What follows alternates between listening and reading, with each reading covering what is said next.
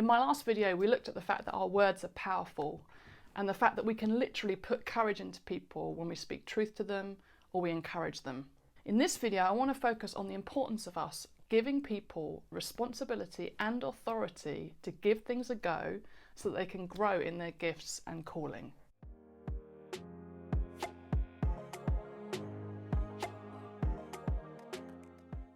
As leaders, we have the responsibility to multiply the people around us so that they can step into who God's called them to be and have the kingdom influence He's called them to have. And we see this with Jesus, don't we? In Matthew chapter 10, Jesus sends His disciples out to do the stuff that He'd been doing.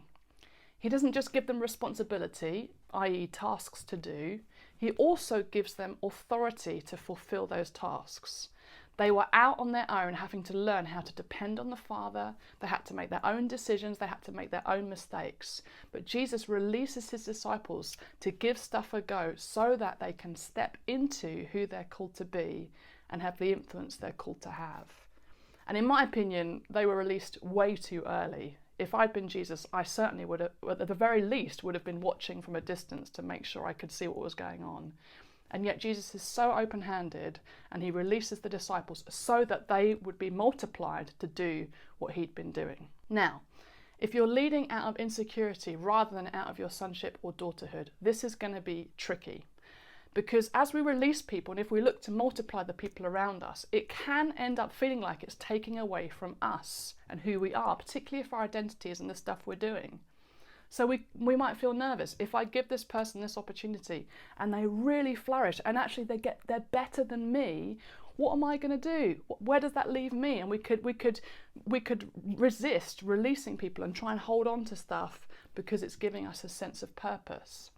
Equally, we could therefore fall into micromanaging or controlling because we want to keep an eye on everything that's going on because we still want to feel like we've got purpose because we're finding our identity in the wrong place. On the flip side, in order to be really releasing of people, it doesn't mean that we have to be absent. You know, I've seen that sometimes with leaders, particularly leaders who've experienced control in the past. I think their thinking has been, I've experienced being controlled, so in order to help this person feel completely released, I'm going to be absent, completely hands off, and I'm going to remove myself. But that actually doesn't help either. The people we're coaching and multiplying need support. They need us to speak into their lives. They need us to coach them and champion them. Actually, if we're absent, it can create anxiety. And so we've got to get this sweet spot of not being controlling, but also not being absent. And so how do we do that? Well, I just want to share a little tool with you. It's again, very simply drawn tool, which I sometimes use. I don't use it religiously. I don't go through the process religiously, but the different parts of the process are really helpful. And so here's some things you could try if you want to multiply the people around you. The first part of the process is watch. And this is the part of the process that is often missed.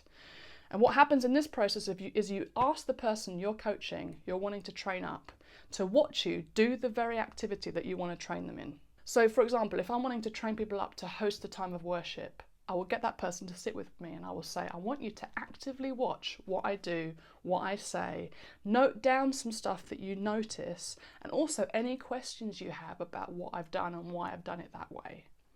And then after the activity, we debrief and they get to share their observations, they get to ask me questions. This is a really key part of the process because I don't want people just to copy what I do. I want people to understand my thinking behind what I'm doing.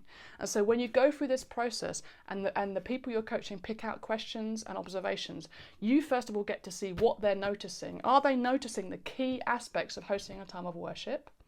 And also you get to help them start to think like a leader.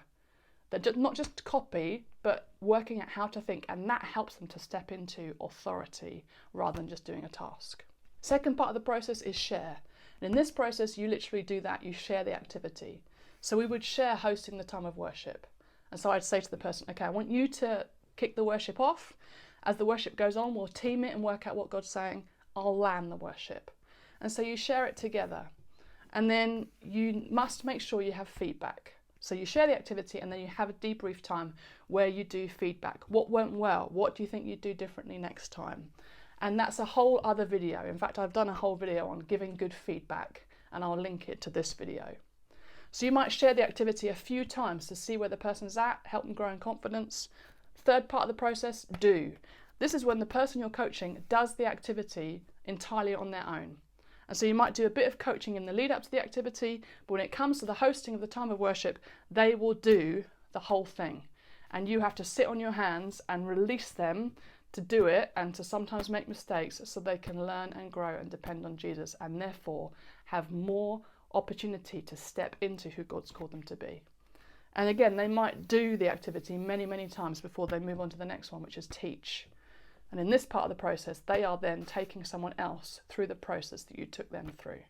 They're going to ask someone to watch them, they'll share it, and then that person will do. And with this process, you can see how different gifts and abilities can be multiplied, and you can help to multiply what you carry in the people around you. So, let me ask you, who are you investing at the moment? Who are you multiplying? Maybe have a think about the people around you who you could intentionally invest in to see them flourish in God. If you are investing in people, let me ask you, are you giving them just responsibility, or are they able to operate with authority? And what could be some next steps for them? In my next video, we're going to look at the privilege we have as leaders of building and leaving legacies.